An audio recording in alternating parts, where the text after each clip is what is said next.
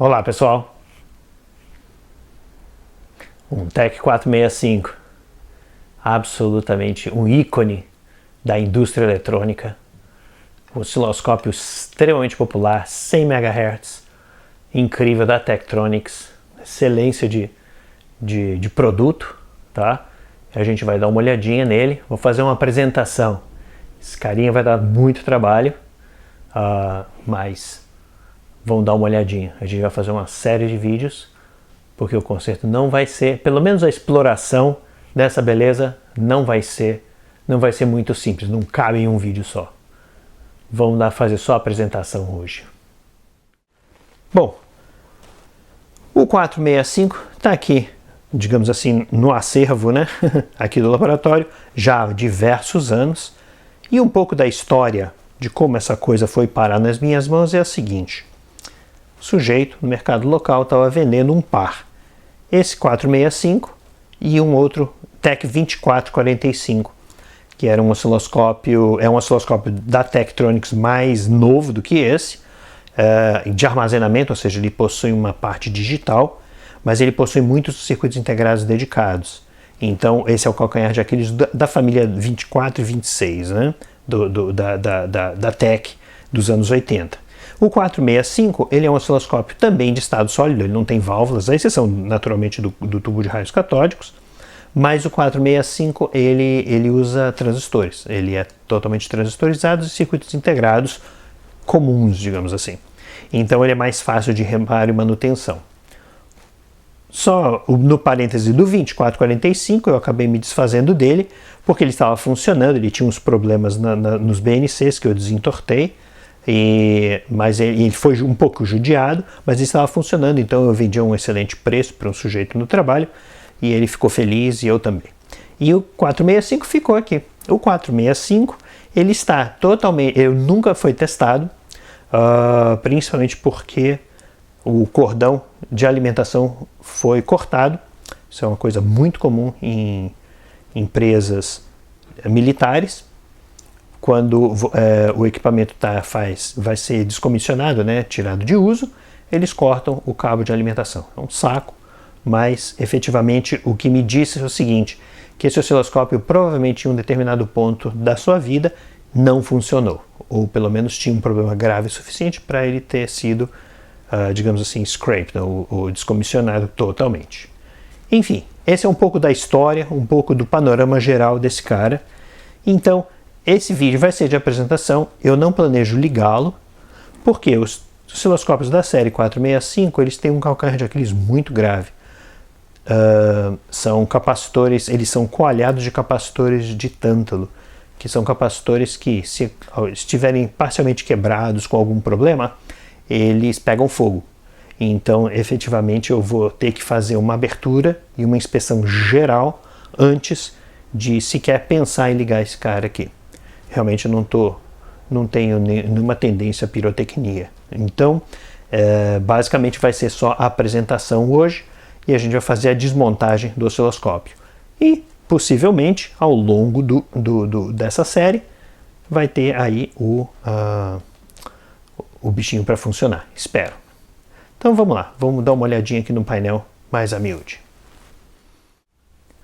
Bom, panorama geral aqui do 465, naturalmente, a tela aqui lindíssima, azul, tá? Marca registrada na TEC, absolutamente fantástico. Esse lado de cá, controle vertical, canal 1, canal 2, tá? Com a chave de seleção e as entradas e os controles de posição, e aqui, naturalmente, controle de volts por divisão, né? Independentemente para cada canal. Essa parte de baixo aqui são os controles de tela, né? Intensidade, foco, né? Iluminação da retícula e tal. Então, isso é tudo aqui embaixo. Aqui tem a parte de horizontal, que é, digamos assim, é a varredura, né? A varredura horizontal, a velocidade da varredura controlada aqui. Aqui eu tenho um controle de atraso para o canal de disparo, né? Para o canal B. Não, perdão. Esse aqui é o atraso para o posicionamento horizontal mesmo, tá? Aí aqui eu tenho toda a seção de trigger, tá? Nessa parte de cá, de baixo. E aqui de cima também.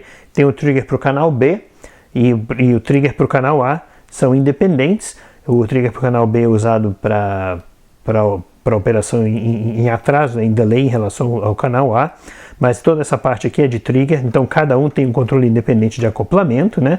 E a fonte de trigger aqui, tanto de atraso, né? E de atraso quanto de trigger normal, né? Tem um hold off, um controle de hold off aqui.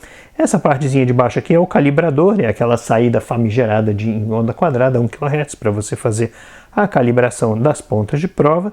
E aqui as entradas, né, para trigger externo e tal, que você tem 2 BNCs aqui. Então, no cômputo geral, esse aqui é a visão do 465. Bom, olhando bem a miúde mesmo, dá para notar alguns detalhezinhos aqui. Por exemplo, o controle de posição, o knob está parcialmente quebrado, né? Tomara que dê para ver bem na câmera aí. No mais, a chapa da frente está em perfeitas condições. Um pouquinho aqui, o serigrafia um pouquinho fora, mas no mais, tudo bem.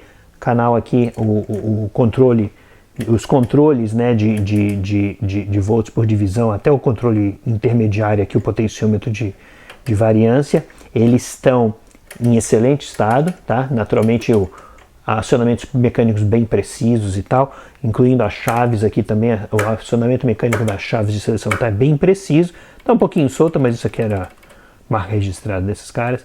Inclusive essa chave aqui de baixo também da seleção está bem precisa também, o BNC está em excelente estado, ou seja, não está amassado. Então esse osciloscópio, isso me indica que esse osciloscópio não levou uma cacetada de frente, tá? Agora, um dos problemas, deixa eu só removimentar aqui, reposicionar, olhando um pouquinho para baixo, um dos problemas que eu noto aqui, realmente, esse potenciômetro de posição do canal 2 está solto, então eu tenho que ver dentro do chassi se alguma coisa quebrou lá dentro, tá? Outro detalhe aqui, esse knobzinho aqui do VAR também está um pouquinho partidinho, tá? Então, realmente, ele deve ter levado alguma pancada lateral, alguma coisa assim, ou mesmo no uso mesmo, nos anos de uso dele mesmo, né? Mas aqui, de novo, o BNC do canal 2 está em bom estado, as chaves aqui estão em bom estado também, inclusive essa de baixo. Então essas coisas são muito importantes quando a gente vê os equipamentos, né? E aqui ele foi calibrado, última calibração em 2006, terminada em 2008, então esse equipamento é muito possível. Esse é um equipamento da Lockheed, da Raytheon. Então é muito possível que esse equipamento tenha sido descomissionado entre 2006 e 2008. Bom, continuando a ver aqui, a tela está em excepcional estado, tá? Não tem nenhum risco no plexiglass, não tem nada aqui. Os potenciômetros, felizmente, não tem nenhum travado. Então foi um equipamento que foi mantido em laboratório, aparentemente, tá? Mesmo botão aqui em acionamentos precisos e tal. Então isso é tudo que a gente vê quando você compra um equipamento usado. Esse tipo de coisa que você realmente fica de olho, tá? Porque esses potenciômetros, principalmente esses potenciômetros duplos aqui de 2 eixos e tal, são extremamente difíceis de se encontrar, tá? Outra coisa que também você sempre procura ver é se tem corrosão, né? Principalmente em coisas assim, por exemplo, contatos, né? O contato de calibração aqui, por exemplo, tá sujinho, tem poeirinha, mas não tá corroído, então não tem muito problema. Idem as chaves aqui, então elas estão em excelente estado, tá? Os potenciômetros, de novo, o potenciômetro de hold-off está muito bem, tá? Outros probleminhas aqui, essa chavinha de seleção da fonte aqui do trigger está quebrada, lamentavelmente. Esses eixos aqui são chatinhos de encontrar, então, de substituir, então, vamos ver, paciência. Eu não tenho nem a peça aqui, isso que foi quebrado, enfim, antes da coisa. Felizmente, está tudo funcionando bem, tá? Esse aqui é a seleção, esse potenciômetro está rodando bem, enfim, no cômputo geral, a chave de delay aqui também está muito boa, tá? Tá muito precisa, inclusive o botão de VAR está funcionando bem e até o ajuste de delay, que você tem que puxar o eixo e rodar. Então ele está com acionamentos muito precisos, tá? Então isso aqui me dá uma confiança muito grande de que mecanicamente o equipamento está em excelente estado. Lamentavelmente, o topo, o nível aqui, a chave de seleção de nível, né, negativo, de polaridade, né, do trigger, está quebrada aqui em cima, o knobzinho na realidade, né, mas a chave também está funcionando. Mas você vê que tem ela agarra, né, porque esse knob aqui levou uma pancada aqui, está quebrada, tem uma peça quebrada lá dentro, lamentavelmente. E então aqui as duas outras chaves de seleção também, e isso aqui que é Eu acho o máximo esses botões de seleção multivolta aqui de potenciômetro, são absolutamente fantásticos. Mas enfim, esse aqui é o estado geral, o equipamento está em excelente estado, pelo menos no painel frontal, tá? Então realmente vale a pena investir pelo menos um tempinho para investigar se o carinha ainda funciona. Bom, partindo para os aspectos mecânicos, a alça de transporte está em excepcional estado, tá?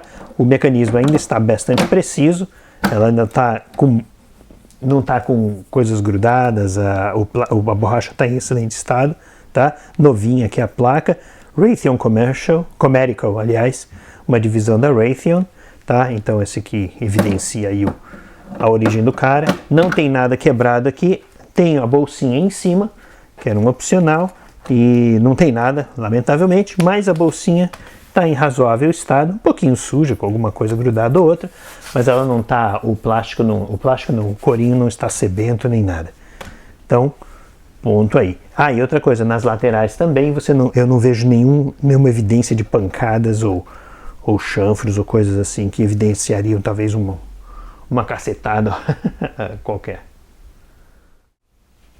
Bom, a parte posterior está em bom estado, os pezinhos de borracha, 3 pezinhos de borracha estão ok, o quarto aqui está meio degringolado, está até esbranquiçado, mas é só uma sujeira, tá? Dá para notar. Ele está um pouquinho detonado aqui, mas paciência. Felizmente eles não jogaram fora a caixa de fusíveis com a seleção de tensões, tá? Isso aqui também é muito importante se você vai ligar um equipamento desses. Certificar que a faixa de tensões está corretamente ajustada, tá? Como eu havia comentado aqui, o cabo de força está cortado. Isso aqui é muito comum em clientes militares. Eles cortam o cabo quando eles descomissionam um equipamento, então paciência, o cabo original já era. No mais, aqui os BNC estão em excelente estado, eles não estão amassados nem nada. A caixinha traseira está em bom estado, isso aqui é uma peça plástica, apesar de ter um pouquinho mais de sinais aqui de raspagem, mas nada extremamente grave. O que é mais chato aqui são os parafusos, tanto esse parafuso quanto o de baixo. A cabeça dele está bem destruída, tá? O parafuso Phillips, então tem que talvez ter um trabalhinho, talvez até pensar em trocar, dependendo do tipo do parafuso. E aqui a gradezinha está um pouco soltinha, mas a ventoinha por dentro, ela não está entupida com poeira e outros elementos. Então, no cômputo geral, a parte traseira está em bom estado também. No mais, as laterais estão ok, vários selos aqui de calibragem, tá? Então, a parte lateral está em excelente estado, sem evidências de pancada e outras coisas. E a parte inferior está com muito mais arranhados, que é mais ou menos de se esperar, né? Com a manutenção, você enfia esse cara em lugares e tal, está mais raspadinho aqui, paciência, mas está em bom estado. Tem uma pancada aqui, levou-se uma pancada aqui, tá? Mas nada de muito, não parece ter aprofundado muito.